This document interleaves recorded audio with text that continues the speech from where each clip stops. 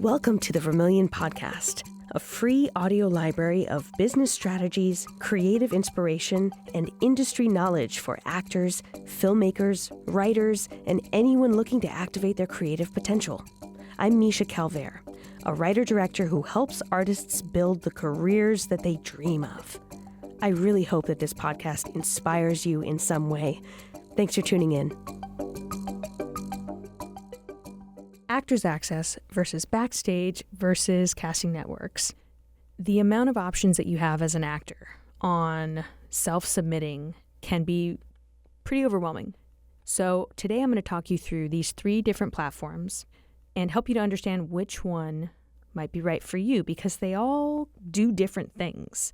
So I want you to understand them so that you can use them as tools. And also I want to destigmatize self-submitting so that you know where it fits into your total strategy, because most people should be self-submitting, even if you have an agent or manager. I'm going to explain why. The first thing that I want to cover is the stigma around self-submitting. A lot of people that I know hate self-submitting. I was just having lunch with somebody that I know who is basically a Broadway level actor. I mean, he was on Broadway. He has incredible theater chops, and he also took a long hiatus from acting to do some other things. And now he's coming back to acting, and he's really not interested in self-submitting and kind of getting his work out there. So the question is why? Because it feels to him kind of demeaning. And I just want to stop everyone right there. Self-submitting is not demeaning. Self-submitting is marketing. You could self-submit without even wanting the role because you just want to get your name out there. It's the equivalent of saying, "Hi, hello, I exist," and showing them your picture. It's basically like handing out business cards. Is it tedious? Yeah, but we have a plan for that. I just want you to be introducing yourself and handing out business cards via self-submissions to casting directors, and producers, and I want you to do it 5 days a week. Take the emotion out of it. Take the ego out of it as well. Like, stop thinking of it as either the only way that you're going to get work or something that only desperate actors do who can't get work. It's neither. Think of it instead like brushing your teeth. Most of us brush our teeth every day. Then this is going to be the equivalent of brushing your teeth. Are you emotional about brushing your teeth? No. You're not like, "Oh, I'm so angry I have to brush my teeth right now," or, "Oh God, I really, really hope that I don't get cavities after this brushing tonight. Man, I really need this to work out for me." Imagine if you were loading your brushing with all of that emotion, right? It would be insane. I want you to think of self-submitting the same way that you think about something as brainless as brushing your teeth. That's what it should be. So just think of it as something that's completely lacking in emotion.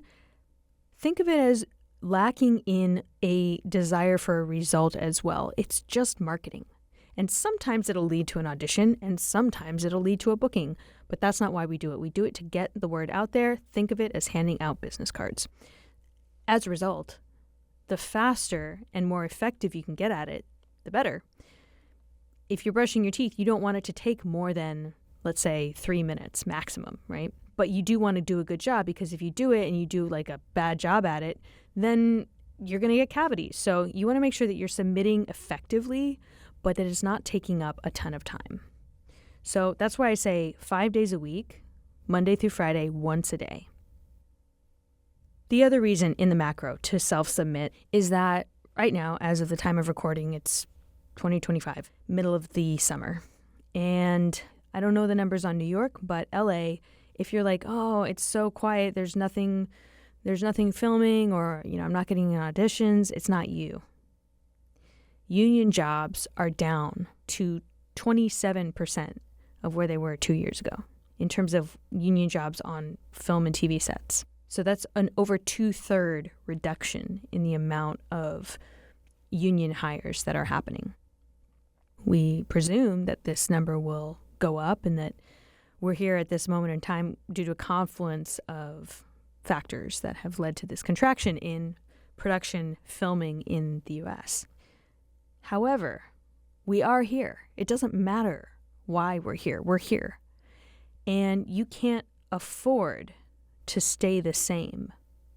If things are 2/3 quieter, you have to be 2/3 louder.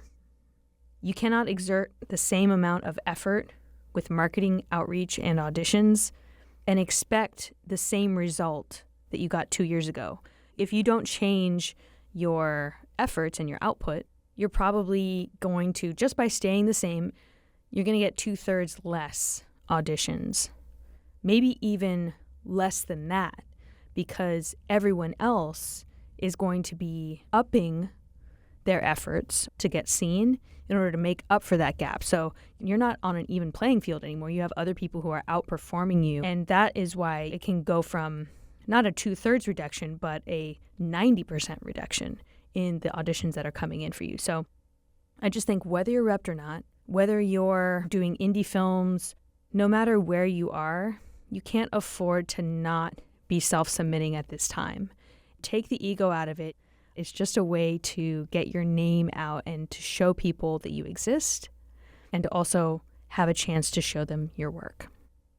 Anyway, let's talk about the different platforms for self-submitting. The first and most important is Actors Access. Yes, Actors Access is industry standard for self-submitting, and here's why. It is linked to breakdowns.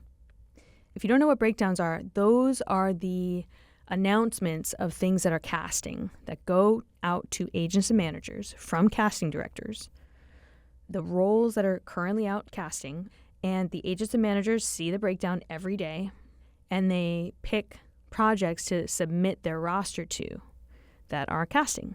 And then the casting director gets to decide who of the submissions they're actually going to schedule to either have a live audition or to send in a tape. Actors Access and Breakdown Express, which is the breakdowns that I just described, those are all run by Breakdown Services. So think of Breakdown Services as the umbrella, and then underneath that you have Breakdown Express, and then also Actors Access. And Actors Access is the publicly accessible version of certain breakdowns. Most of what goes out on the breakdowns to agents and managers is not going to be available on Actors Access. Why? Actors Access is for the public. It's for public consumption. Anyone can sign up as long as you pay the fee, right? So it's very open to the masses, open to anybody, whether they have acting training or not.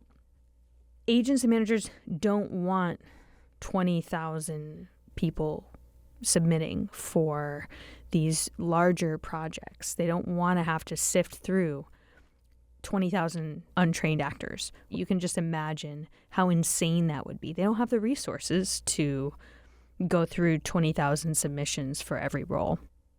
Obviously, they want a more curated pool of actors who have more credits, who have more training, who are further along in their career. And that's why they will submit for the larger film and TV projects on breakdowns. That breakdowns is not going out to the public. It's only going out to the agents and the managers. So who posts on Actors Access? Independent filmmakers, students who are in film school, some of whom are doing great work, niche roles that they are having trouble casting from breakdowns. So let's say, okay, it's White Lotus season 4, but it's for circus performer who is under 5 feet tall, who can stilt walk and juggle. And they have to be Latino because it's set in Brazil this time. And that would be a hyper niche role that they're going to have trouble if they just put that on breakdowns. How many agents and managers are going to have that specific a role? So that's where Actors Access comes in handy, and you'll find a lot of special skills or special language or dialects, and you can still find bigger TV and films putting stuff out on Actors Access. It's usually just more niche. So my recommendation for how to use Actors Access effectively is to get the yearly subscription. Do not submit piecemeal on Actors Access. Why? Because the amount of submissions you're going to have to do in order to get any sort of traction on your efforts is large. You're going to have to cover a lot of ground. So quantity is going to be really important. And you don't want to be paying, I don't even know how much it is per submission, but it's just cost benefit analysis. Like, do not do it. You want to do the unlimited, I don't know, it's like 100 something a year. It's really not bad. And it will be well worth it if you're able to submit for 5 minutes a day, 5 days a week. You need to make sure that you have on your profile on Actors Access a video clip. Try and have something that's not just a self-tape. If you only have a self-tape, that's fine. I don't love the pay to create a real kind of a thing, like the pay clips. They don't look like they were taken from a real project. So you can also shoot a high quality clip yourself for like next to nothing and have someone edit it for very, very cheap. You just have to put a little bit of effort into creating a clip and you can get something actually quite professional looking. So you want a clip of some kind or your reel. If you have absolutely nothing else, a self-tape, I guess. You want a headshot, you want your resume, and you want a slate shot attached to every photo. Why? If you don't have those 4 things, you're going to be bottom listed, meaning your name is at the bottom. And if you only have 1 thing, your name is at the very bottom. If you only have 2 things, it's a little bit above that. If you only have 3 things, it's a little bit above that. So if you have all 4, you're at the very top. And yes, some casting directors will sort all submissions by whatever criteria they're sifting through. But automatically, it's sorted by order of, do you have these 4 boxes checked? Headshot, resume, reel, or clip, and slate shot. So just have them. Just get them, have something up there. And regarding the slate shot, don't overthink it. It's not that deep. Get in front of a wall, any wall. Could be something like this, literally. Could be a blank white wall. And say, "Hi, my name is Misha Calvert. Great to meet you." Or, "Thanks so much. Have a great day," right? It can be 2 sentences. It could be 1 sentence. It could just be your name. Don't overthink it because very likely no one's ever going to watch it. It's just for the algorithm to make sure that you're at the top of the search results when you submit. Why aren't they going to watch it? Because you're already going to have to tape another slate shot for every audition. They're going to watch your slate shot for the audition, and you want to make sure that those follow the instructions, whatever they ask for. Don't overthink the Actors Access slate shot because probably no one's going to see it or care, but do make one. And then finally, don't overthink the notes section attached to each submission. You don't have to put a note every time, but if they're asking for that circus performing Brazilian stilt walker, you could say in the notes, "By the way, I'm Brazilian, and I was in the circus." And that would be helpful because authenticity is really important these days for casting. And if you have real world experience, like that's a noteworthy note to leave. The main thing that is necessary is that you got to do this 5 days a week, once a day, 5 minutes. That's all I'm asking. You're going to thank me when you start to get a ton of auditions because my people at Vermilion, they're working. They are working. They're getting auditions. They're getting a lot of auditions. And I want the same for you. If you want to get accountability on getting those auditions and booking them, talk to me about joining as a Vermilion member. We would love to have you. You get me live. I'm talking about your specific career, your specific issues. We figure out solutions together. We strategize together. And everyone is so great. They're so talented. I love the people who are members of Vermilion. Truly, like literally and truly love them. Let's talk about Backstage. Backstage is also a great place to self-submit. It covers a little bit of different ground because, as mentioned, Actors Access is linked to Breakdowns. And Breakdowns is going to be doing a lot of major TV shows and film because Breakdown Services is where those things go out. It's the only place where those things go out. So Backstage, on the other hand, is wonderful for indie film, for high-level student films, for web series, for verticals. And my clients are sometimes booking more from Backstage than they are on Actors Access, depending on where they're at in their career. For me, Actors Access is priority just because of the level of projects that it can encompass. But if you want to increase your exposure and the amount that you're auditioning and booking, I would do both. It's not that deep. Don't think about it.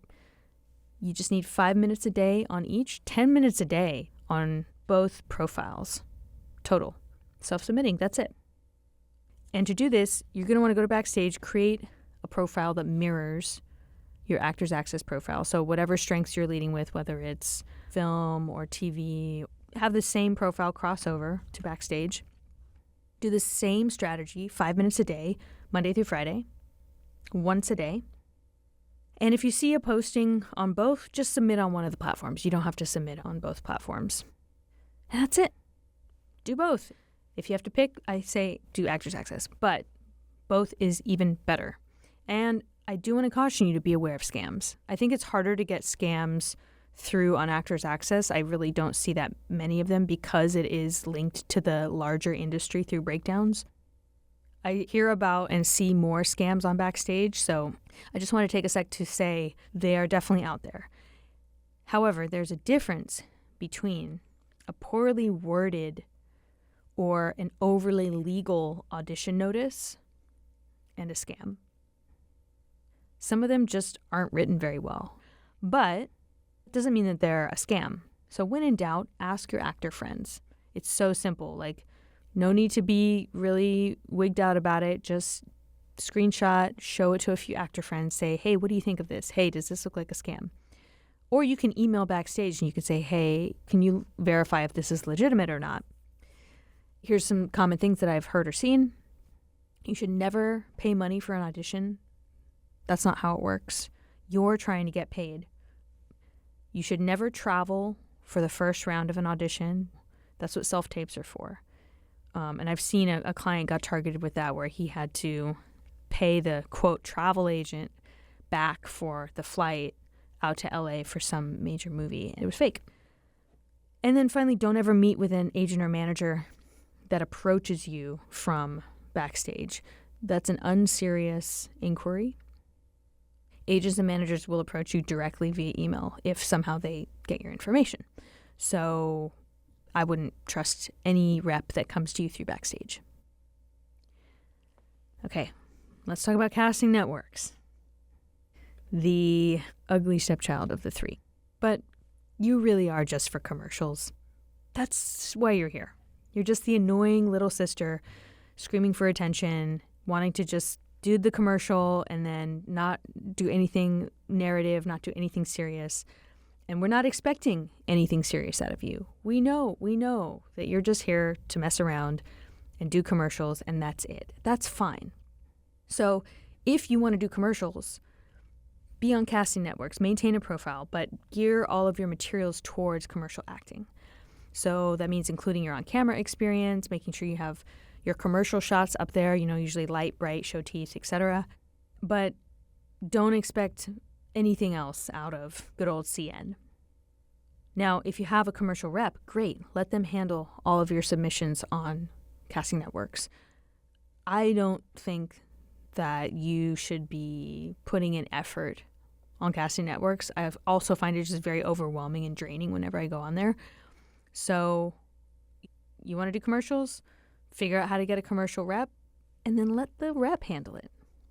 Let them do your submissions on CN. So this is kind of an exception to my rule about self-submitting because castings for commercials happen at a much faster pace than narrative auditions. Commercial agents and casting directors, they're built different. I mean, I don't know how they do it. Mad respect. They're just, their brains are different. Because to be able to keep all of those names in their heads and all of those different commercials in their heads, because there's a shorter casting time and a shorter shoot time and a shorter turnaround time. There's also way more commercials than there are anything else, obviously.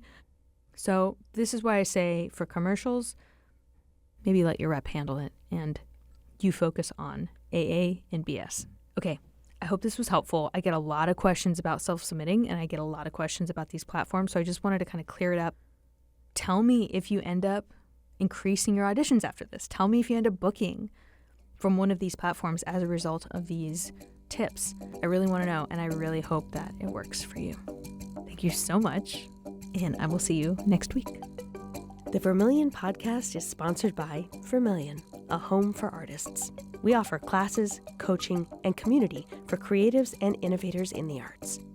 If you're ready to find your voice and build the life of your dreams, we're here to support you every step of the way. Check out clubvermilion.com and schedule a free call today.